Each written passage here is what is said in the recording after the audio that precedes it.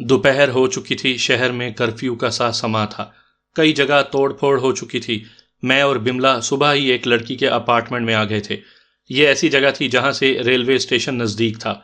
उसने अपने दोस्तों को रेलवे स्टेशन पर ही पहुंचने को कहा था। मैं एक कमरे में पड़ा रहा और वो दोनों अपने दोस्तों से राब्ते में रहीं। जैसे ही सब पहुंच गए उसने मुझे चलने को कहा। मैं तैयार था। मैंने अपना बैग उठाया और उनके साथ चल दिया। हम बिल्डिंग से निकलकर सड़क पर आ खड़े हुए। मैंने कमीज शलवार पहनी हुई थी जिससे मेरे बाजू का जख्म छुप चुका था। मेरी जेब में कुछ रुपए, सेल फोन और पिस्टल था। मैं नहीं जानता था कि आगे क्या होने वाला था। हम किसी टैक्सी की तलाश में इधर उधर देख रहे थे। कुछ देर खड़े रहने के बाद एक टैक्सी हमारे पास आकर रुक गई। तकरीबन 5-7 मिनट के बाद हम रेलवे स्टेशन पर जा पहुंचे। रेलवे स्टेशन पर काफी रश था। यूं लग रहा था कि जैसे सारा शहर ही यहाँ उमड़ आया हो। ये शहर के हालात खराब होने की वजह थी या फिर ऐसा मामूल था। जो भी था ये हमारे फायदे में था। अगरचे वहां वॉक गेट लगे हुए थे लेकिन कोई उनकी परवाह नहीं कर रहा था। मैंने उसे गनीमत जाना और वॉक गेट से अलग होकर गुजर गया। बिमला और लड़की वॉक गेट से गुजर गई थी। फिर हम प्लेटफॉर्म पर आ गए। बिमला के सारे दोस्त इकट्ठे होने में 5 मिनट भी नहीं लगे थे। हम कुल 7 थे जिनमें 4 लड़कियां और 3 लड़के थे। एक लड़का जो सबसे पहले वहां पहुंचा था उसने टिकट खरीद लिए थे। इसी दौरान ट्रेन आ गई। लोगों का रश एकदम से बढ़ गया। मैं खामोशी से उनके साथ चलता चला जा रहा था। मेरा ध्यान इर्द गिर्द ज्यादा था। चंद लोगों पर मुझे शक गुजरा जैसे वो वहां खास ड्यूटी कर रहे हों। मैंने उसे अपना वहम समझा। हमने भी अपने अपने बैग उठाए और ट्रेन में सवार हो गए। वो एक स्लीपर था जिसमें खासी खून की थी। अभी मैं सबसे अजनबी था, सो खामोशी से सफर शुरू हो गया। तब मैंने बिमला से पूछा, हम जा कहाँ रहे हैं? जैसलमेर। उसने एक ही लफ्ज कहा तो मैं चौंक गया। मैं उसे क्या बताता कि वो शहर मेरे लिए कैसा हो सकता है। मैंने बड़े सुकून से पूछा, कितना सफर होगा, मतलब कितने घंटे का? यही कोई 12-13 घंटे लगेंगे, उसने कहा और बाकी दोस्तों से मुखातिब हो गई। उसने बड़ी धीमी आवाज में मेरा तारुफ कराया और आंख दबाकर बोली, मेरा नया बॉयफ्रेंड। उसने कहा तो दबी दबी आवाजें उभरी। अच्छा है, हैंडसम है, वाओ। तभी कहूं अचानक प्रोग्राम। चलो तुम्हारे साथ हमारे भी मजे। इन दिनों में तो अच्छा ही था। मैं काफी हद तक दबाव में आ गया था। एक तो इस शहर से निकलना, दूसरा खैरियत से सफर गुजर जाने की ख्वाहिश, और तीसरा फिर से जैसलमेर। मैं उन्हें बता भी नहीं सकता था कि वहां पहले ही हम एक दास्तान छोड़े आए हुए हैं। मैंने सोचा यहां से निकल जाएं, फिर बाकी बाद में सोचा जा सकता था। ए बिमला, वहां पर बुकिंग करा ली है ना किसी होटल वोटल की? एक लड़के ने पूछा तो वो बोली, हाँ ना, सबके लिए अलग अलग कमरा। एक बचेगी, वो भी मेरे साथ रह लेगी, बेचारी। उसने कहा तो एकदम से कह कहा लग गया। मैं बस मजबूरी में धीरे से मुस्कुरा ही सका था। जैसलमेर रेलवे स्टेशन पर उतरे तो आधी रात से ज्यादा का वक्त हो चुका था। हम जयपुर से भी निकल आए थे और रास्ते में भी तकरीबन कुछ नहीं हुआ था। इस वक्त हम बीकानेर से आगे निकल आए थे। हमारे स्लीपर में बातें बड़े जोरों शोरों से हो रही थी। 4 लोग ताश खेल रहे थे। तभी एक अधेड़ उम्र सी खातून हमारे पास आ गई। उसने बहाना यही बनाया था कि वो भूल कर आ गई है, लेकिन मेरे समेत सभी समझते थे कि ये भूल कर आने वाली औरतें कैसी होती हैं। वो कुछ देर खामोशी से बैठी रही, फिर थोड़े बहुत सफर के बारे में उनके बारे में सवाल जवाब करके उठ गई। बिलाशुबा वो ड्यूटी पर थी। उसे जहां भी शक होता वो रिपोर्ट करती। उसके जाने के बाद मैं अलर्ट हो गया था, लेकिन जैसलमेर आने तक कुछ नहीं हुआ था। यहां से निकलना एक बड़ा मसला था। मैं जानबूझकर लोगों के रश में आ गया, फिर वॉक गेट से अलग होकर निकलता चला गया। बाकी मेरे साथ आ गए। एक हाईएस वैन हमारे लिए होटल की तरफ से आई हुई थी। हम उसमें बैठे और चल दिए। हम अभी रास्ते ही में थे कि चाचा अब्दुल मजीद का फोन आ गया। मैंने कॉल रिसीव की और बहुत मोहतात अंदाज में बात की। कहाँ हो तुम इस वक्त? जैसलमेर, मैंने कहा तो वो बोले, ओह, वहां क्या कर रहे हो? उन्होंने पूछा। बस आसमान से गिरा और खजूर में अटकने जा रहा हूं। मैंने गोलमोल सी बात की जिसे वो फौरन समझ गए। तभी उन्होंने कहा, अच्छा, जैसे ही जरा सुकून मिले मुझे बताना, मैं तुमसे एक अहम बात करना चाहता हूं। ओके, मैंने कहा और फोन बंद कर दिया। हम होटल पहुंच चुके थे। वो होटल कभी शहर से बाहर था, अब वो आबादी में आ चुका था। अगर कहा जाए तो वो शहर से 4-5 किलोमीटर बाहर ही था। वो सब ऐश करने आए हुए थे। इतना सफर उनके लिए कोई मायने नहीं रखता था। हमें कमरे मिल गए। सामान रखने के बाद जब फ्रेश हो चुके तो खाने के लिए लॉन में जा बैठे। खाने में अभी देर थी। मैं उठकर स्विमिंग पूल की जाने बढ़ गया। اگرچہ وہاں چند لوگ نہا رہے تھے لیکن ان کا شور نہیں تھا۔ میں ایک اندھیرے گوشے میں جا بیٹھا، تبھی میں نے چاچا عبد المجید کو کال کر دی۔ کال ریسیو کرتے ہی انہوں نے کہا، چلو یہ اچھا ہوا تم جیسلمیر آ گئے۔ جب تم یہاں تھے تب ان دنوں ایک بات سامنے آئی تھی، مسنگ پرسن والی۔ وہ ندیم ڈانڈیا تھا جس نے تمہیں بتایا تھا کہ وہ مسنگ پرسن ہے۔ ہاں بالکل، مجھے یاد ہے، وہ ندیم ڈانڈیا ہی تھا۔ ہاں، تب سے ہم نے یہاں ایک پروجیکٹ شروع کیا۔ دیکھیں تو صحیح یہاں کتنے مسنگ پرسن ہیں اور وہ کر کیا رہے ہیں۔ پھر کیا ہوا؟ میں نے پوچھا۔ پتا چلا ہے کہ یہاں ایک اکیڈمی نما ایک تربیت گاہ ہے جہاں صرف اور صرف پاکستان مخالف ذہن سازی کی جاتی ہے۔ یہاں پر چونکہ ٹورسٹ زیادہ آتے ہیں تو کئی غیر ملکی بھی انہیں تربیت دے رہے ہیں۔ یہ سب ہمارے وطن کے خلاف کام کرنے والے ہیں، چاہے وہ وطن واپس آ جائیں یا باہر ہی بیٹھے رہیں۔ یہ پروجیکٹ کہاں تک پہنچا؟ میں نے پوچھا۔ ظاہر ہے اسے ختم کرنا ہے، اس کے لیے چند لوگ یہیں جیسلمیر پہنچ رہے ہیں۔ پہلے شاید 2-4 دن لگ جاتے لیکن اب 1-2 دن ہی میں آ جائیں گے، اگر تم چاہو تو۔ انہوں نے کہا تو میں تڑپ اٹھا۔ میں نے تیزی سے کہا، کیسی باتیں کر رہے ہیں آپ؟ نہیں، کوئی ایسی بات نہیں ہے، میں دراصل تمہارے لیے کچھ دوسرا سوچ رہا تھا۔ اس سارے مشن میں جس تنظیم نے کام کیا تھا وہ کلیان جی ہے، اور تم سمجھتے ہو کہ ستیارام ختم ہو گیا تو اس کا بڑا بھی ختم ہو گیا۔ نہیں، یہ تو پورے بھارت میں پھیلی ہوئی ہے، میں نے کہا۔ نہیں، یہ اطلاع بالکل غلط ہے، یہ صرف راجستھان تک محدود ہے، اور وہ بھی چند شہروں میں۔ اس کا پورا کھوج نکل آیا ہے، انہوں نے بتایا۔ اصل کہانی کیا ہے؟ میں نے انتہائی تجسس سے پوچھا۔ اس کا بڑا کلیان آنند اس وقت پتایا میں بیٹھا ہے، اس کا تعلق اودھے پور ہی سے ہے۔ وہ ایک بہت بڑا مجرم تھا، خود ریاست اس سے تنگ تھی، اس نے ریاست سے کچھ لو پر سے ڈیل کر لی۔ وہ ڈیل یہ تھی کہ اپنے کام کے ساتھ وہ ریاست کا کام بھی کرے گا۔ وہ یہاں سے نکل کر پتایا چلا گیا، وہ دونوں جگہوں پر اپنا نیٹ ورک بنانے میں کامیاب ہو گیا۔ اوہ، تو وہ پتایا میں ہے؟ کیا وہاں اس کا پتہ چل گیا ہے کہاں ہے؟ میں نے سرسراتے ہوئے کہا۔ ابھی اس میں کامیابی تو نہیں ہوئی۔ میں نے تمہیں اس لیے بتایا ہے کہ اپنے ذہن پر یہ کلیان جی والا بوجھ ختم کر دو، کیونکہ یہاں جتنے بھی کلیان جی مارو گے اتنے مزید پیدا ہوتے چلے جائیں گے۔ انہوں نے مجھے سمجھاتے ہوئے کہا تو میں نے تیزی سے پوچھا، اور اگر اسی سانپ کا سر کچل دیا جائے تو؟ پھر یہی ہو سکتا ہے کہ ان کا نیٹ ورک ٹوٹ جائے، انہوں نے پرسکون لہجے میں کہا۔ کیا میں پتایا جا سکتا ہوں؟ میں نے دبے دبے جوش سے پوچھا۔ اگر تم چاہو تو یہ مشن تمہارا منتظر ہے، انہوں نے پرجوش لہجے میں کہا۔ یہ مشن میں ہی نمٹاؤں گا، میں نے ایک عزم سے کہا۔ تو ٹھیک ہے، یہاں پر اکیڈمی والا کام ختم کرو، کل تک کچھ لوگ تمہیں رپورٹ کریں گے، انہوں نے کہا۔ میں انتظار کروں گا، میں نے کہا تو انہوں نے کال ختم کر دی۔ میں جس طرح اس پر غور کرتا چلا جا رہا تھا، میرے اندر کی کیفیت بدلتی چلی جا رہی تھی۔ میں نے فون جیب میں رکھا اور بملا کے پاس آ گیا، وہ سب کھانے میں مصروف تھے۔ سامعین کرام، آپ سن رہے ہیں ایک دلچسپ اردو جاسوسی کہانی جس کا نام ہے اناگیر۔ یہ اس سلسلے کی قسط نمبر 38 ہے۔ مجھے امید ہے آپ کو میری یہ کاوش پسند آ رہی ہوگی۔ آپ نے اگر ابھی تک میرا چینل کہانی گھر سبسکرائب نہیں کیا تو ابھی میرے چینل کو سبسکرائب کر کے بیل نوٹیفیکیشن آن کر لیجئے تاکہ آنے والی ہر نئی کہانی کی اطلاع بر وقت آپ تک پہنچ سکے۔ دن کافی چڑھ آیا تھا۔ ہم اسی قلعے کے سامنے تھے جہاں اودھے رام کے کہنے پر میں نے ایک قتل کیا تھا۔ اسی قلعے میں وہ ریزورٹ تھا۔ ایک دم ہی سے مجھے ماں دھوکر یاد آ گیا۔ اس بیچارے کا پتہ نہیں کیا بنا ہوگا، اس نے آخری وقت تک میرا بھرپور ساتھ دیا تھا۔ اس کی یاد کی اوٹ میں مانسی جھانکنے لگی۔ وہ سانولی سی لڑکی نے میرا بہت ساتھ دیا تھا۔ میں ان کے خیالوں میں کھویا ہوا تھا کہ بملا نے میرے بازو میں ہاتھ ڈال دیا۔ کہاں کھوئے ہو؟ یہی سوچ رہا ہوں کہ یہ قلعہ بنانے والے لوگ کیسے تھے، اس وقت کیا ماحول ہوگا جب یہ قلعہ بنا تھا، زندگی کیسی ہوتی ہوگی۔ میں نے کھوئے ہوئے لہجے میں کہا، وہ جیسی بھی ہوگی ہمیں اس سے کیا، اس وقت کا سوچو جو تمہارے ہاتھ میں ہے، انجوائے کرو، اس نے میرے ساتھ لگتے ہوئے کہا۔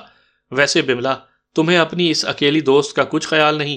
کس طرح تنہا ہے، کتنی پریشان سی لگتی ہے، میں نے اسے یاد دلا دیا۔ اب اس کا دوست نہیں آیا تو میں کیا کروں؟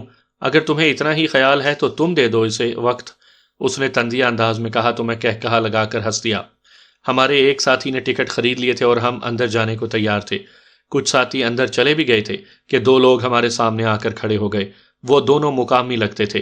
انہوں نے مقامی لباس کے بجائے بڑی نفیس شرٹ اور پتلون پہنی تھی، اس کے ساتھ انہوں نے ٹائی بھی لگائی ہوئی تھی۔ ان میں سے ایک پتلے سے لمبے آدمی نے انگریزی میں پوچھا، ہیلو، کیا میں پوچھ سکتا ہوں کہ آپ لوگ کہاں سے آئے ہیں؟ جے پور، ہم جے پور سے آئے ہیں، میں نے بڑے اعتماد سے کہا۔ میں سمجھ گیا تھا کہ وہ کوئی فورسز کا بندہ ہے اور اسے ہم پر شک پڑ گیا ہے۔ وہاں کس جگہ سے؟ اس نے میری جانب غور سے دیکھتے ہوئے کہا۔ جگت پورا سے، میں نے تیزی سے کہا۔ یہاں کہاں ٹھہرے ہیں؟ اس نے پھر میرے چہرے پر دیکھتے ہوئے پوچھا تو میں نے ہوٹل کا نام بتا دیا۔ وہ سر ہلاتا ہوا شکریہ کہہ کر چلا گیا۔ دوسرا بھی اس کے پیچھے بڑھ گیا۔ میں اس طریقے سے پوری طرح واقف تھا۔ اگر کسی پر یوں شک پڑ جائے تو اس سے سوال کیے جاتے ہیں۔ سوال کرنے اور جواب لینے کے دوران چہرہ، آواز اور لہجہ دیکھا جاتا ہے۔ یہی تینوں شک کو یقین میں بدلتے ہیں۔ شک پھر بھی انہیں رہتا ہے کیونکہ اہمیت اس بات کی ہوتی ہے کہ شک ہوا کیوں۔ کافی آگے جا کر ہم ایک ٹولی میں ہو گئے تھے۔ میں جانتا تھا کہ ہمیں دیکھا جا رہا ہوگا۔ اس دوران بملا نے ہولے سے پوچھا، یہ کس وجہ سے سوال کر رہا تھا؟ اسے کوئی شک ہو گیا ہوگا۔ تم اپنی باڈی لینگویج سے ان کو شک کو یقین میں مت بدلنا، میں نے سامنے دیکھتے ہوئے کہا۔ اوکے میں سمجھ گئی، اس نے تیزی سے کہا۔ میں فطری طور پر یہ سمجھنے لگا تھا کہ اگر مجھے یہاں سے فرار ہونا بھی پڑے تو میں یہاں سے کس طرح نکلوں گا۔ میں نے بملا سے ہاتھ چھڑا لیا تو اس نے مجھے دیکھا، پھر دھیرے سے بولی، کوئی خطرہ ہے کیا؟ مجھے لگتا ہے، میں نے مسکراتے ہوئے کہا تو وہ سر ہلانے لگی۔ میں غیر محسوس انداز میں ادھر ادھر کا جائزہ لینے لگا، مگر مجھے کوئی ایسا بندہ دکھائی نہیں دیا جس نے ہم پر نگاہ رکھی ہوئی ہو، لیکن میرے اندر بے چینی بڑھنے لگی تھی۔ ایسا یوں ہی نہیں ہوتا، کوئی خطرہ تھا میرے آس پاس۔ میں نے بملا سے کہا، میں اگر اچانک گم ہو جاؤں تو پریشان مت ہونا، اپنے ساتھیوں کے ساتھ سکون سے واپس ہوٹل چلی جانا، میں تم سے رابطے میں رہوں گا۔ اوکے، میں سمجھتی ہوں، اس نے میرا ہاتھ مضبوطی سے پکڑتے ہوئے کہا اور پھر میرے ساتھ قدم سے قدم ملا کر چلنے لگی۔ انہی لمحات میں ایک نوجوان لڑکا ہمارے دائیں سے نکلتا ہوا سامنے آیا۔ اس نے آتے ہی بڑے ادب سے پوچھا، ہیلو، میں ایک اچھا گائیڈ ہوں، اس پورے قلعے کے علاوہ پورے شہر کے بارے میں ذرا سی بات جانتا ہوں۔ میں ایسے علاقوں سے بھی واقفیت رکھتا ہوں کہ عام سیاحوں کی نگاہوں سے اوجھل رہ جاتے ہیں۔ اگر آپ میری خدمات سے استفادہ کریں گے تو بہت زیادہ انجوائے کریں گے۔ شکریہ اپنے بارے میں بتانے کا، لیکن ہمیں کسی گائیڈ کی ضرورت نہیں، ہم خود ہی انجوائے کر لیں گے، بملا نے انکار کرتے ہوئے کہا۔ لیکن آپ، اس نے کہنا چاہا تو میں نے ہاتھ کے اشارے سے اسے روکتے ہوئے سنجیدگی سے کہا، میم نے تمہیں کہہ دیا سو اب جاؤ۔ وہ چند لمحے ہمیں دیکھتا رہا، پھر آگے بڑھ گیا۔ میں نے اس پر نگاہ رکھی کہ وہ کسی دوسرے کو بھی اپنی خدمات پیش کرتا ہے یا صرف ہمارے لیے ہی آیا تھا۔ اس وقت مجھے حیرت ہوئی جب وہ لوگوں کی بھیڑ میں اچانک گم ہو گیا۔ میں نے ایک طویل سانس لی اور سمجھ گیا کہ مجھ پر شک تو انہیں ہو ہی گیا تھا، اب وہ مختلف ہیلوں سے مجھے پریشان کرنا چاہتے تھے کہ اگر میں بھڑک اٹھتا ہوں یا کچھ بھی ایسا ویسا کرتا ہوں تو وہ مجھ پر ہاتھ ڈال سکیں یا پھر چھوڑ دیں۔ ہم کافی دیر تک گھومنے کے بعد کھانے کی ایک جگہ پر آ بیٹھے۔ وہیں بیٹھے بیٹھے میں نے اپنے چاروں طرف نگاہ رکھی، کوئی بھی قریب مجھے دکھائی نہیں دیا۔ وہیں بیٹھے مجھے کال آ گئی، وہ عرفان حمید تھا۔ وہ کچھ دیر پہلے ہی جیسلمیر پہنچا تھا۔ وہ ایک مقامی کے گھر پر آ چکا تھا، وہیں سے اس نے مجھے کال کی تھی۔ اس کے ساتھ ہی اس نے وہ ٹھکانہ بتا دیا جہاں ہم مل سکتے تھے۔ وہ وقت آ گیا تھا جب میں نے بملا سے الگ ہونا تھا۔ میں خاموشی سے اٹھا اور واش رومز کی جانب بڑھ گیا۔ میں نے وہاں زیادہ وقت نہیں لگایا، باہر نکلا اور بجائے بملا کی طرف جانے کے وہاں سے نکلتا چلا گیا۔ میں قلعے سے نکل کر سڑک پر آ گیا تھا۔ سڑک کی دوسری جانب پولیس اسٹیشن تھا۔ میں نے بڑے سکون سے ایک ٹیکسی والے سے بات کی اور چل پڑا۔ عرفان نے مجھے جس ٹھکانے کے بارے میں بتایا تھا میں اس سے تھوڑے فاصلے پر اتر گیا۔ مجھے یہی خطرہ تھا کہ میرا تعاقب نہ کیا جا رہا ہو۔ میں نے ادائیگی کی اور پیدل چلنے لگا۔ تقریباً 1 گھنٹہ تک ادھر ادھر پھر کر میں نے یقین کر لیا کہ کوئی میرا پیچھا نہیں کر رہا۔ تب میں اس ٹھکانے کی جانب چل پڑا۔ شہر کی اندرون گلیوں میں وہ ایک چھوٹا سا ریستوران تھا جہاں نچلے درجے کے لوگ کھا پی رہے تھے۔ ایک شور مچا ہوا تھا، لوگ آ جا رہے تھے۔ بازار نما اس گلی میں کافی بھیڑ تھی۔ میں نے جاتے ہی چائے کا آرڈر دے دیا۔ میرے سامنے عرفان بیٹھا تھا، اس نے مجھے دیکھ لیا۔ نگاہوں ہی نگاہوں میں سلام دعا بھی ہو گئی۔ تب اس نے مجھے میسج کر دیا، اتنی احتیاط کیوں؟ نہ جانے کیوں مجھے لگتا ہے کہ میرا تعاقب کیا جا رہا ہے۔ میں نے جواباً میسج کر دیا۔ تب اس نے میسج کیا، کوئی بات نہیں، میں دیکھتا ہوں، تم اسی سڑک پر سیدھے چلتے چلے جاؤ، میں تمہارے پیچھے ہوں۔ میں نے بڑے سکون سے چائے پی۔ اس دوران میں نے دیکھا کوئی ایسا بندہ نہیں آ کر بیٹھا جسے میں مشکوک کہہ سکتا۔ اس ریستوران سے پہلے میں نکلا، پھر میرے پیچھے ہی عرفان نکل پڑا۔ تھوڑی دیر بعد بھول بھلائیوں میں رہتے ہوئے ہم ایک پرانے سے مکان میں آ گئے۔ وہ بڑا تنگ سا پرانا مکان تھا۔ اس کی دیواروں سے پلستر اکھڑا ہوا تھا، سیلن زدہ سا تھا جس میں تھوڑی بدبو اٹھ رہی تھی۔ وہ مجھے لیتا ہوا ایک کمرے میں چلا گیا۔ وہاں زمین پر میٹرس بچھے ہوئے تھے. وہ مقامی میزبان وہیں بیٹھا ہوا تھا. وہ مجھ سے ملا پھر باہر نکل گیا. ہم دونوں وہاں بیٹھ گئے. میں نے آتے ہی اس اکیڈمی کو باہر سے دیکھا ہے. اس کی پوری لوکیشن میں نے ریکارڈ کر لی ہے. اس نے مجھے بتاتے ہوئے فون میری جانب بڑھا دیا. میں نے اس میں موجود چند ویڈیوز کو دیکھا. وہ شہر کے ایک پوش علاقے میں بڑا سارا 3 منزلہ بنگلہ تھا. وہ بالکل کونے میں تھا جہاں اسے 2 سڑکیں لگتی تھیں. اس کے سامنے ایک چھوٹا سا پارک تھا. دیکھنے میں وہ کافی خوبصورت لگ رہا تھا. اس کی پارکنگ میں چند موٹر سائیکلیں اور کچھ کاریں کھڑی تھیں. باہر گیٹ پر ایک گارڈ کھڑا تھا جس کے ہاتھ میں اسلحے کے بجائے ڈیٹونیٹر تھا. اگر یہ لوکیشن کی معلومات تھی، لیکن اندر کیا تھا اس بارے جاننا بہت ضروری تھا. اسی دوران مقامی میزبان ٹھنڈا لے آیا. اس نے بھی ہماری تھوڑی بہت باتیں سن لی تھیں، اس لیے وہ بولا، میرے خیال میں شام سے پہلے پہلے سب آ جائیں گے. تب ہمارا ایک دوست بھی آ جائے گا جو وہاں پر تربیت حاصل کر رہا ہے. وہ سب کچھ بتا دے گا. یہ ہوئی نا بات، میں نے کہا اور ٹھنڈا پینے لگا. ہم باتیں کرنے لگے. اسی دوران بملا کا فون آ گیا. میں نے اسے سمجھا دیا کہ تم لوگ انجوائے کرو، میں کسی بھی وقت ان سے آ ملوں گا. وہ بڑے آرام سے مان گئی. سپہر ہو گئی تھی. ہمارے 2 ساتھی مزید آ گئے تھے. ہم بیٹھے یوں ہی گپ شپ کر رہے تھے کہ وہ مقامی بھی آ گیا جو وہاں پر تربیت لے رہا تھا. کچھ دیر باتوں کے بعد اس نے کہا، میرے خیال میں تو اتنی تام جھام کی ضرورت نہیں. اس ادارے ہی کو ختم کرنا ہے تو ایک چھوٹے بم کی ضرورت ہے. وہ تو میں بھی لگا سکتا ہوں یا کوئی بھی. ادارے عمارتوں سے نہیں بنتے. ایک عمارت ختم ہوگی تو دوسری بن جائے گی. چند کروڑ کا ہی نقصان ہوگا نا. ایسے کاموں میں چند کروڑ کا ضائع ہو جانا کوئی معنی نہیں رکھتا. میں نے اسے سمجھاتے ہوئے کہا. تو پھر تم کہنا کیا چاہتے ہو؟ اس نے پوچھا. میں یہی کہنا چاہتا ہوں کہ واقعی اتنے تام جھام کی ضرورت نہیں. پتہ نہیں کیوں یہ مشن دے دیا گیا ہے. میں نے ایک خیال کے تحت اپنی سوچ کو اپنے تک محدود رکھا. پھر اس کی طرف دیکھ کر پوچھا، تم تھوڑا تفصیل سے بتاؤ گے اندر ہے کیا؟ وہ تفصیل بتانے لگا. اسے 3 منزلوں کے بارے میں پوری جانکاری تھی. اس نے اپنی جیب سے چند کاغذات نکالے. ان پر پورا نقشہ بنا ہوا تھا. وہ انگلی رکھ کر ہمیں سمجھانے لگا. میں سمجھتا گیا اور اس کے ساتھ ہی میرے ذہن میں پلان بنتا چلا گیا. رات کا پہلا پہر تھا. ہم نے اس اکیڈمی سے تھوڑے فاصلے پر 4 وہیل رکوا دی. وہ مقامی میزبان گاڑی چلا کر یہاں تک آیا تھا. میں نے عرفان حمید کو سمجھا دیا تھا کہ اسے کرنا کیا ہے. انہوں نے تھوڑی دیر بعد 4 وہیل سے نکلنا تھا. میں بڑے سکون سے چلتا ہوا اکیڈمی کے سامنے گیا. اس کا دروازہ لگا ہوا تھا. اس کے بارے میں وہ مقامی بتا چکا تھا کہ رات کے وقت اس کے دروازے لگ جاتے ہیں. میں سائیڈ والی دیوار کے ساتھ آ گیا. دور گلی کے سرے پر لگے کھمبے پر بلب روشن تھا. پوری گلی سنسان تھی.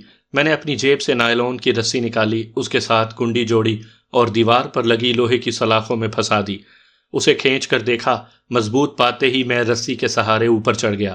اگلے ہی لمحے میں نے رسی اندر کو کی اور نیچے آ گیا. میں جانتا تھا کہ جس طرح کی وہ اکیڈمی ہے وہاں پر کیمرے ضرور لگے ہوں گے. ممکن ہے ان پر کوئی دھیان دیے بھی بیٹھا ہو. یہ سب میں نے ذہن میں رکھ کر پلان کیا تھا. میں دیوار کے ساتھ ہوتا ہوا پہلی منزل کے اندر داخل ہو گیا.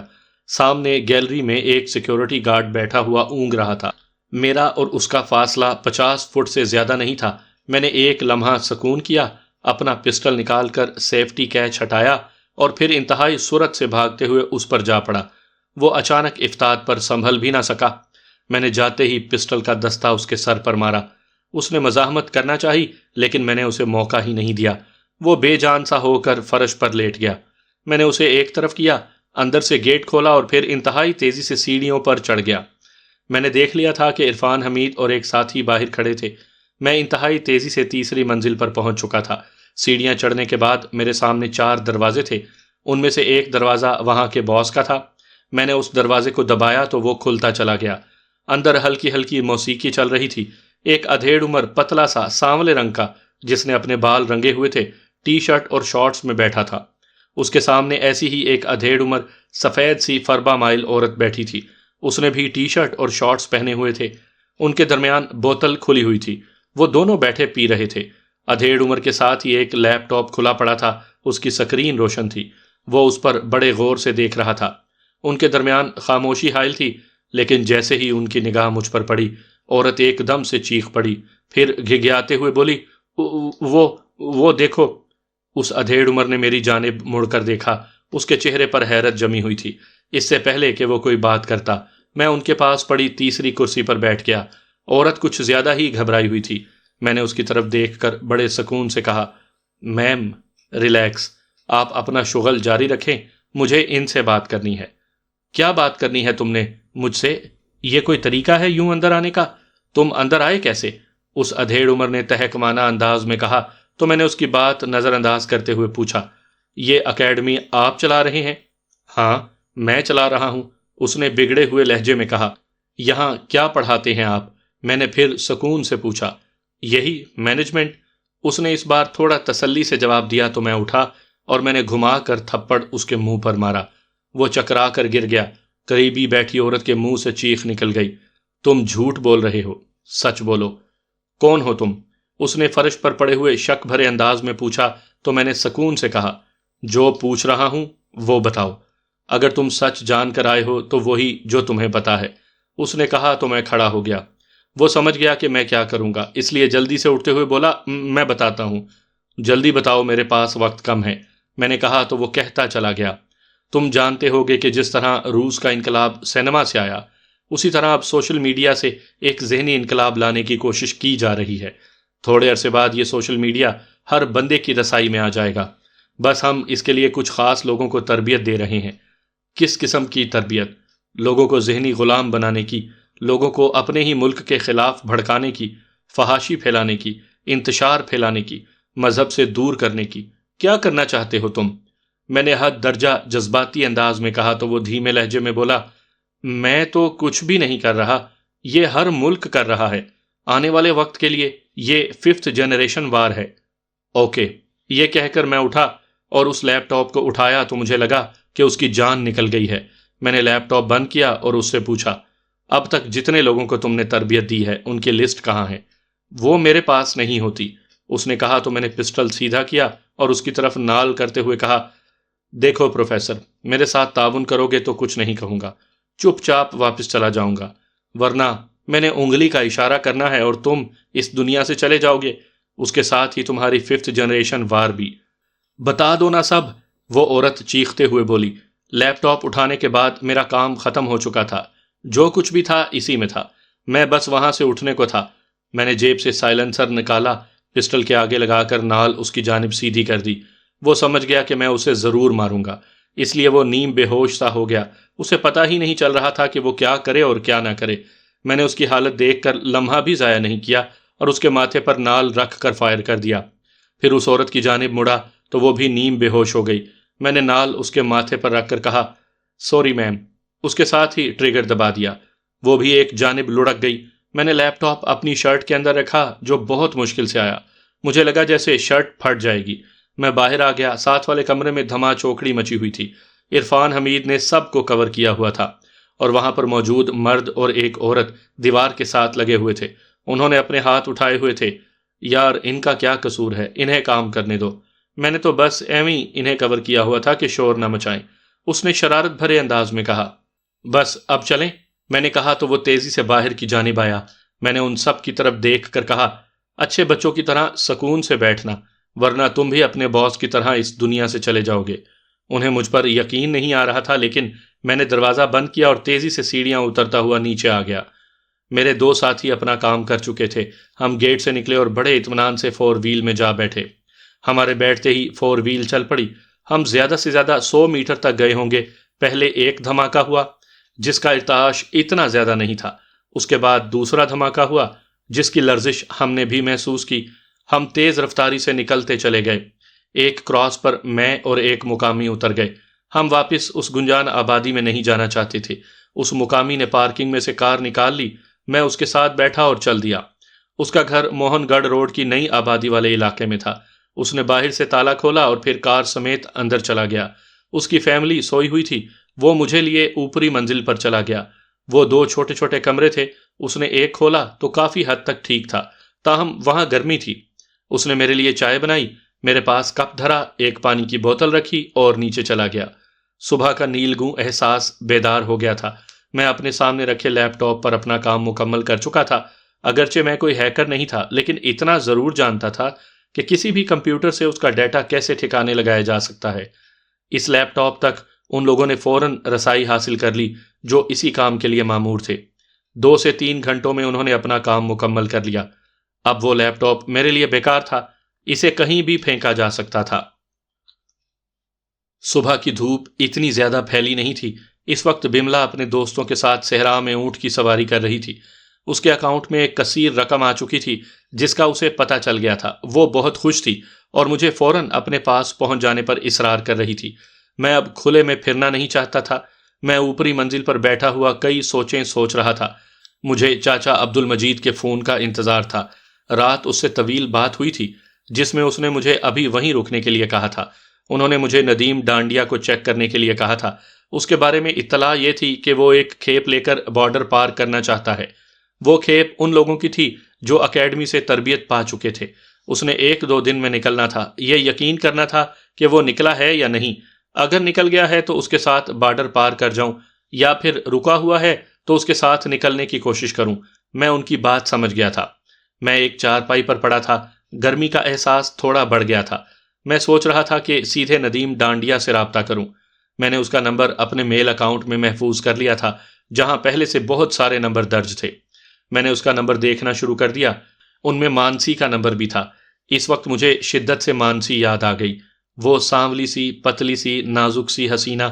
آخری ملاقات میں اس نے ندیم ڈانڈیا سے چھپا کر اپنا نمبر میری جیب میں رکھا تھا جو میں نے محفوظ کر لیا تھا۔ میں نے سوچا کیوں نہ مانسی ہی سے ندیم ڈانڈیا کے بارے میں معلومات لی جائیں۔ مجھے یہ ڈر نہیں تھا کہ تیمور کے دیے ہوئے اس فون سے میری لوکیشن کا پتہ چل جائے گا۔ بس دل یوں ہی دھڑکا تھا کہ کہیں وہ نمبر بند نہ ہو یا کسی دوسرے کے پاس نہ ہو۔ میں نمبر پش کر چکا تھا۔ تھوڑی سی دیر کے بعد کال ریسیو کر لی گئی۔ دوسری طرف سے دھیمی سی نسوانی آواز ابھری۔ تب میں نے پوچھا، مانسی بات کر رہی ہو؟ تم؟ علی زین؟ کہاں ہو؟ مانسی نے میری آواز سنتے ہی ہذیانی انداز میں کہا تو بہت عرصے بعد اپنا اصلی نام سن کر مجھے ایک گونا سکون محسوس ہوا۔ اس سے یہ تصدیق بھی ہو گئی کہ وہ اب تک مجھے یاد رکھے ہوئے تھی۔ اس کا لہجہ بتا رہا تھا کہ میں اسے کتنی شدت سے یاد تھا۔ میں خیالوں میں گم تھا کہ اس کی آواز ابھری، تم خاموش کیوں ہو؟ بولتے کیوں نہیں؟ ہاں میں بات کر رہا ہوں۔ کہاں ہو تم؟ میں بہت مشکل میں ہوں۔ اس وقت میں ہسپتال میں پڑی ہوں، اس نے رو دینے والے انداز میں کہا۔ کیوں؟ کیا ہوا تمہیں؟ میں نے پوچھا۔ یوں پوچھنے کا فائدہ، شاید میری قسمت ہی ایسی ہے، اس نے روحانسے انداز میں کہا تو میں نے اسے پچکارتے ہوئے پوچھا، بولو، بتاؤ مجھے تمہیں ہوا کیا ہے؟ مجھے بتاؤ میں تمہارے کیسے کام آ سکتا ہوں؟ جلدی بولو۔ میرے پاس علاج تک کے پیسے نہیں ہیں۔ مجھ پر اس ندیم ڈانڈیا نے بہت ظلم کیا۔ اس نے میرا بازو توڑ دیا۔ بس ایک بار میں نے اس کی بات ماننے سے انکار کر دیا تھا۔ وہ شراب کے نشے میں تھا۔ اس نے بہت مارا مجھے، اور اب؟ وہ کہتے ہوئے رو دی تو مجھے بہت دکھ ہوا۔ اچھا تم فکر نہ کرو، مجھے بتاؤ تم کس ہسپتال میں ہو؟ میں نے پوچھا تو وہ مجھے بتانے لگی۔ پھر میں نے پوچھا، کیا ڈانڈیا کا وہی نمبر ہے جو اس کے پاس تھا؟ ہاں وہی ہے، اس نے کہا۔ کیا وہ یہی ہے تمہارے پاس؟ میں نے پوچھا۔ نہیں تو، اس نے تیزی سے جواب دیا۔ کیا اس نے تمہارا پتہ نہیں کیا؟ وہ تمہارا خیال نہیں رکھتا؟ وہ یہاں اسی شہر میں بھی ہے یا کہیں دفان ہو گیا ہے؟ میں نے ایک ساتھ کئی سوالات کر ڈالے تو وہ چند لمحوں کے بعد یوں بولی جیسے سوچ کر بات کر رہی ہو۔ وہ یہیں کہیں ہے، میرے پاس نہیں آتا۔ ناراض ہے نا مجھ سے؟ اوکے، میں 1 دن بعد تم تک پہنچ جاؤں گا، میں نے اسے کہا۔ 1 دن؟ مطلب تم یہاں نہیں ہو شہر میں؟ اس نے تیزی سے پوچھا۔ نہیں، میں اس وقت اودھے پور میں ہوں، یہاں پھنسا ہوا ہوں، شاید آج شام تک یہاں سے نکلوں، میں نے کہا۔ وہاں کہاں پھنسے ہو؟ اس نے پوچھا۔ ایک شخص کے پاس ہوں، اس نے وعدہ کیا ہے کہ آج رات مجھے کسی ٹرین یا گاڑی میں بٹھا دے گا۔ بس میرے وہاں سے نکلنے کی دیر ہے، میں سیدھا تم تک پہنچ جاؤں گا۔ میں نے یوں ہی بات بنا دی کیونکہ ہم نے کبھی سیدھی بات نہیں کرنی ہوتی۔ کیا تمہارے پاس اتنے پیسے ہیں کہ مجھے علاج کے لیے کچھ دے سکو؟ اس نے حسرت بھرے لہجے میں پوچھا۔ ارے مانسی، کیا بات کرتی ہو؟ میں خود تمہارا علاج کرواؤں گا، اس کے لیے مجھے چاہے دلی جانا پڑے، تم فکر نہ کرو، میں کل صبح تک تمہارے پاس پہنچ جاؤں گا۔ یہ کہہ کر میں نے ایک بار پھر اس سے ہسپتال کا پتہ پوچھ لیا۔ اس نے مجھے بتایا تو میں نے اسے ذہن نشین کر لیا۔ اس بار جب اس نے ہسپتال کا نام بتایا تو مجھے لگا جیسے پہلے اس نے کوئی اور ہسپتال بتایا تھا۔ اگرچہ میں شہر سے واقف نہیں تھا لیکن بتائے ہوئے نام بھول جاؤں ایسا ہوا نہیں تھا۔ میرا ذہن مطمئن نہیں ہو رہا تھا۔ اس وقت میں مانسی سے بات کر ہی رہا تھا کہ وہ مقامی آ گیا۔ میں نے اس سے پھر بات کرنے کو کہا اور کال بند کر دی۔ مقامی میری کال ختم کرنے کے انتظار میں تھا۔ اس نے بتایا کہ میرے رہنے کے لیے ایک اچھا ٹھکانہ بنا دیا گیا ہے۔ شاید چند دن مجھے وہیں رہنا پڑے۔ میں اٹھا اور اسے لیپ ٹاپ ضائع کر دینے کی تاکید کر دی۔ ہم اس نئی آبادی سے نکل کر موہن گڑھ روڈ پر آئے تو شہر کا موسم بہت خوشگوار تھا۔ میرا دماغ الجھا ہوا تھا۔ میں جاننا چاہتا تھا کہ مانسی نے مجھ سے سچ بولا تھا یا جھوٹ۔ اگر اس نے جھوٹ بولا تھا تو کیوں بولا؟ اس نے ندیم ڈانڈیا کے بارے میں بھی کوئی واضح بات نہیں بتائی تھی۔ تبھی میں نے سوچا کیوں نہ مانسی کے بارے میں یقین کر لیا جائے۔ اگر وہ واقعی ہی ہسپتال میں ہے تو وہ سچ بول رہی تھی، اور اگر وہ اس وقت ہسپتال میں نہیں ہے تو پھر جھوٹ۔ یہ جھوٹ سچ کا نتارا کر لینے کے بعد پھر سوچا جائے گا کہ کیا ہوتا ہے۔ میں نے گاڑی چلاتے ہوئے مقامی سے کہا کہ وہ ہسپتال چلے۔ اس نے میری بات مان لی اور اس طرف جانے لگا۔ میں نے راستے میں اسے سمجھایا کہ کیا کرنا ہے۔ اس نے کار ہسپتال کی پارکنگ میں روک دی۔ وہ ایک نجی ہسپتال تھا۔ میں بھی کار سے اترا اور ایک طرف لان میں جا بیٹھا۔ کھڑی کار میں بیٹھے ہوئے بندے کو ہر کوئی دیکھتا ہے۔ مقامی کو اچھی طرح دیکھنے اور مانسی کو تلاش کرنے میں تھوڑا بہت تو وقت لگنا ہی تھا۔ میں ایسی جگہ بیٹھ گیا جہاں سے لوگوں کو آتا جاتا ہوا دیکھ سکتا تھا۔ تقریباً آدھے گھنٹے کے بعد وہ مقامی واپس آ گیا۔ اس نے واپس آ کر میرے خیال کی تصدیق کر دی۔ مانسی وہاں پر نہیں تھی۔ کوئی بھی نوجوان عورت ہڈی وارڈ میں نہیں تھی جس کا بازو ٹوٹا ہوا ہو۔ اس نے ایک ویڈیو بھی بنا لی تھی۔ میں نے وہ ویڈیو دیکھی اور پھر پوچھا، کیا تم نے ادھر ادھر بھی دیکھا؟ میں نے ایکس رے روم تک کو نہیں چھوڑا۔ میں وارڈ میں بھی بیٹھا رہا۔ کوئی بیڈ خالی نہیں تھا۔ خالی ہوتا تو… اس نے بات ادھوری چھوڑ دی۔ اوکے، میں نے کہا اور سیل فون نکال کر مانسی کو فون کیا۔ تھوڑی دیر بعد اس نے کال ریسیو کر لی۔ تبھی میں نے کہا، دیکھو وہاں میرا ایک دوست رہتا ہے، میں نے اس سے بات کی ہے، اسے کہا ہے کہ تمہیں تھوڑی رقم دے آئے۔ وہ کب آئے گا؟ اس نے مری ہوئی آواز میں پوچھا۔ یہی کوئی آدھے گھنٹے میں تم تک پہنچ جائے گا۔ یہ کہتے ہوئے میں نے اس سے ہسپتال کے نام کی دوبارہ تصدیق کر لی۔ اس نے بتایا تو میں نے پھر پوچھا، کس وارڈ میں ہو؟ کون سا کمرہ ہے؟ وہ مجھے کہاں تلاش کرے گا؟ وہ جب آئے تو میں اس سے مل لوں گی۔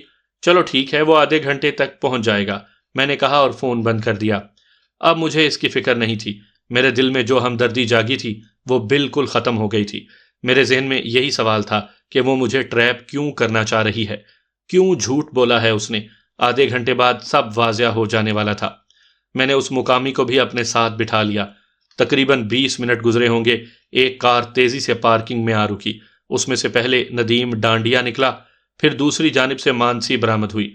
وہ دونوں تیز تیز قدموں سے چلتے ہوئے ہسپتال کے اندر چلے گئے۔ میں نے مقامی کو ان کے بارے میں بتا دیا تھا۔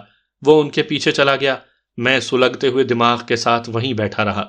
مجھے کوئی سرا سمجھ میں نہیں آ رہا تھا کہ وہ مجھ سے جھوٹ کیوں بول رہے تھے۔ اگر مانسی اکیلی آتی تو شاید میں سمجھتا کہ وہ کس وجہ سے مجھے ٹریپ کر رہی ہے۔ اس کے ساتھ تو ندیم ڈانڈیا بھی تھا۔ ضرور کچھ ایسا ہے جو کم از کم میرے حق میں بہتر نہیں ہے۔ انہی لمحات میں عرفان حمید کا فون آ گیا۔ میرے ہیلو کہنے پر اس نے پوچھا، او یار کہاں رہ گئے ہو تم لوگ؟ بس یار ایک اچانک افتاد میں پھنس گیا ہوں، میں نے اکتائے ہوئے انداز میں کہا تو اس نے سنجیدگی سے پوچھا، خیر تو ہے نا؟ ہماری ضرورت ہے تو بتاؤ۔ یار مجھے سمجھ میں نہیں آ رہا، اگر تم لوگوں کا باہر نکلنا رسک نہیں ہے تو آ جاؤ۔ میں نے کہا، رسک ہو نہ ہو اگر تمہیں مدد چاہیے تو بتاؤ۔ اس نے پوچھا، آ جاؤ، کسی مقامی کو ساتھ ضرور لیتے آنا۔ میں نے کہا اور ہسپتال کا بتا کر فون بند کر دیا۔ وہ کسی بھی مقامی کے ذریعے وہاں تک 10-20 منٹ میں پہنچ سکتا تھا۔ میں باہر ٹہلتے ہوئے انتظار کرنے لگا۔ کافی دیر بعد مجھے اندر سے مقامی نے فون کیا۔ ہاں بولو، کیا بات ہے؟ میں نے تیزی سے پوچھا۔ اس عورت کو کچھ بھی نہیں ہوا، یہاں اس نے کسی سے بات کی ہے اور اس کے پٹی کروا رہا ہے، میں انہیں دیکھ رہا ہوں، چلو واپس آ جاؤ۔ میں نے کہا تو اس نے فون بند کر دیا۔ مجھے اس سارے معاملے کا مرکز ندیم ڈانڈیا ہی لگ رہا تھا۔ مجھے یاد پڑ رہا تھا کہ اس نے مجھے کانتی سے بھی متعارف کروایا تھا، جس نے ریتا اور سشما کو اغوا کیا تھا۔ بعد میں وہ بھی کچھ اور ہی نکلی تھی۔ میرے خیال میں وہ مانسی کو استعمال کر کے کوئی کھیل کھیلنا چاہ رہا تھا۔ میں جس قدر بھی اس کے بارے میں سوچتا، مجھے اس کا کردار مشکوک دکھائی دینے لگتا۔ آدھے گھنٹے سے زیادہ کا وقت گزر چکا تھا۔ عرفان حمید ہسپتال کے باہر آ گیا تھا۔ اس کے ساتھ ایک ساتھی اور ایک مقامی تھا۔ وہ ایسی جگہ کھڑا تھا جہاں سے وہ مجھے دیکھ سکتا تھا۔ اس نے فون پر ہی مجھ سے ساری روداد سن لی تھی۔ تبھی اس نے کہا، میں یہی ہوں، تم فکر نہ کرو، میں تمہارے کور پر ہوں۔ عرفان حمید کے کور پر ہونے کی وجہ سے میں مطمئن ہو گیا تھا۔ شاید اس سے پہلے وہ کچھ نہ سوچا جو اس کے آنے سے میں سوچنے لگ گیا۔ شاید پہلے میں انہیں چھیڑے بغیر ویسے ہی واپس چلا جاتا، لیکن اب میں نے ندیم ڈانڈیا ہی کو اٹھانے کا فیصلہ کر لیا تھا۔ میں نے چاہا کہ سارے خلجان ہی دور کر لوں۔ میں اسی ادھیڑ بن میں تھا کہ مانسی کا فون آ گیا۔ وہ تمہارا دوست ابھی تک پہنچا نہیں ہسپتال، اس نے کہا۔ وہ تو تمہیں تلاش کر رہا ہے، لیکن تم ہو کہاں؟ میں نے پوچھا۔ میں اپنے وارڈ سے باہر ہوں، جہاں کافی سارے مریض بیٹھے ہیں، میں انہی کے پاس ہوں، وہ بولی۔ ٹھیک ہے، وہ تم تک پہنچ جاتا ہے، میں نے کہا اور فون بند کر دیا۔ میں نے مقامی کو آگے کر دیا اور خود پیچھے ہو گیا۔ مقامی داخلی دروازے سے اندر چلا گیا۔ ندیم ڈانڈیا اس سے تھوڑے فاصلے پر کھڑا تھا۔ مقامی نے جا کر ادھر ادھر دیکھا اور پھر مانسی کی جانب بڑھ گیا۔ ندیم ڈانڈیا کی پوری توجہ اس پر تھی۔ مقامی جیب سے رقم نکال رہا تھا۔ میں انہی لمحات میں ان کے ارد گرد کسی کو دیکھتا رہا کہ ان کے کور پر تو کوئی نہیں ہے۔ مجھے کوئی خاص بندہ دکھائی نہ دیا۔ مقامی نے مانسی کو رقم دی اور واپس پلٹ گیا۔ میں وہاں سے ہٹا اور پارکنگ میں آ گیا۔ میرے پیچھے ہی مقامی پہنچ گیا۔ میں نے عرفان حمید کو کال کر دی اور اسے بتا دیا۔ وہ اپنی 4 وہیل لے کر پارکنگ میں آ گئے۔ وہ میرے نزدیک ہو گئے تھے۔ تم اپنی کار نکال کر سیدھی کر لو، 4 وہیل میں مہمان لے جائیں گے، میں نے مقامی سے کہا تو وہ سمجھ گیا۔ ہم نے عرفان کے ساتھ سب طے کر لیا تھا کہ کس نے کس گاڑی میں جانا ہے۔ کچھ دیر بعد مانسی اور ندیم ڈانڈیا تیزی سے باہر نکلتے آ رہے تھے۔ ندیم نے فون کان سے لگایا ہوا تھا۔ پارکنگ میں آ کر اس نے فون کان سے ہٹایا اور اپنی کار کی جانب بڑھا۔ اس نے ڈرائیونگ سیٹ والا دروازہ کھولا ہی تھا کہ میں نے اس کی کمر پر پسٹل کی نال رکھ دی۔ وہ تڑپ کر مڑا تو مجھے دیکھ کر سہم گیا۔ چلو اس سامنے والی 4 وہیل میں نے سرد لہجے میں کہا۔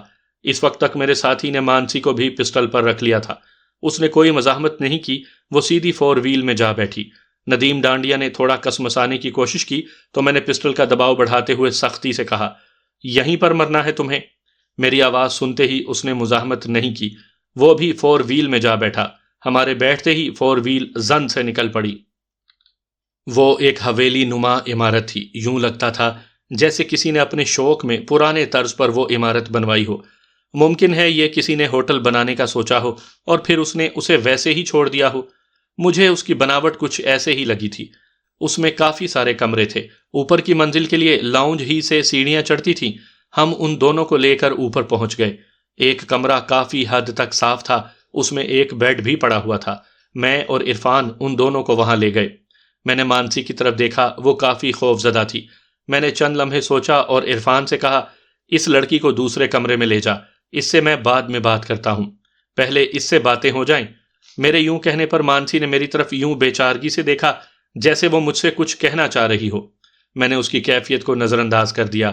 عرفان اسے لے کر باہر نکل گیا۔ تب میں نے ندیم ڈانڈیا کی طرف دیکھا اور بڑے سکون سے کہا، تم جانتے ہو کہ میں کون ہوں؟ ہاں میں جانتا ہوں۔ اس کے لہجے میں کافی حد تک گرمی تھی۔ اور تم یہ بھی جانتے ہوگے کہ مجھ سے جھوٹ بولو گے تو تمہارے ساتھ کیا ہو سکتا ہے؟ میں نے سخت لہجے میں کہا، زیادہ سے زیادہ یہ ہوگا کہ تم مجھے قتل کر دو گے، لیکن یہ یاد رکھنا علی زین، میرے قتل کے بعد تم بالکل بھی نہیں بچ پاؤ گے۔ میری چھوڑو، تم اپنی کہو۔ میں نے اس کی آنکھوں میں دیکھتے ہوئے کہا تو طنزیہ انداز میں بولا، تم اپنی ہیرو گری میں بہت بڑی غلطی کر چکے ہو۔ تم کیا سمجھتے ہو مجھے اغوا کر لو گے تو میں تمہارے سامنے فر فر سبق پڑھنا شروع کر دوں گا؟ تم ایسا کرو، مجھے مارو، پیٹو، مجھ پر تشدد کرو، اگر ہمت ہے تو مجھ سے کوئی بھی بات اگلوا لو۔ نہیں، میں تمہیں کچھ نہیں کہوں گا، لیکن تم خود بولو گے، میں نے سرد سے لہجے میں کہا۔ نہ علی زین، نہ، ممکن ہے تم نے بہت کچھ کیا ہو، تم نے بڑی بڑی کامیابیاں بھی دیکھی ہوں، لیکن مجھے اغوا کرنے کی تم غلطی کر چکے ہو۔ اس نے پھر کہا تو مجھے ایک دم سے غصہ آ گیا۔ میں اس کی جانب بڑھا اور بڑے سکون سے بولا، کہو میں نے کیا غلطی کر لی ہے؟ ابھی کچھ دیر میں پتہ چل جائے گا۔ دور کا پتہ کھیلا ہے میں نے، جب تک تمہیں سمجھ آئے گا تم اس دنیا میں بھی نہیں رہو گے۔ اس نے مسکراتے ہوئے کہا تو میرے اندر کی کیفیت بدلنے لگی۔ میں نے بہت سارے لوگوں کو بلوایا تھا، لیکن یہ ندیم ڈانڈیا مجھے ذرا بھی پکڑائی نہیں دے رہا تھا۔ میں نے ایک لمحے کے لیے سوچا اور اس سے پوچھا، تم کیا چاہتے ہو؟ کچھ بھی نہیں، بس مجھ پر تشدد کرو، مجھ سے کچھ معلومات اگلوانے کی کوشش کرو، وہ بھی ناکام کوشش۔ اس نے طنزیہ لہجے میں کہا تو مجھے سمجھ آ گئی، وہ مجھے غصہ دلانے کی کوشش کر رہا تھا۔ میں یہ جانتا تھا کہ بڑے سے بڑا بہادر بھی موت کو سامنے دیکھ کر یوں بات نہیں کرتا جب تک اسے کسی طرف سے کوئی اعتماد حاصل نہ ہو۔ ضرور اس کے پیچھے کوئی نہ کوئی سہارا ضرور ہے، یا شاید وہ مجھے سمجھتا ہو، میرے ساتھ ہی کھیل رہا تھا۔ تم نے مانسی کو چارہ بنا کر اچھا نہیں کیا۔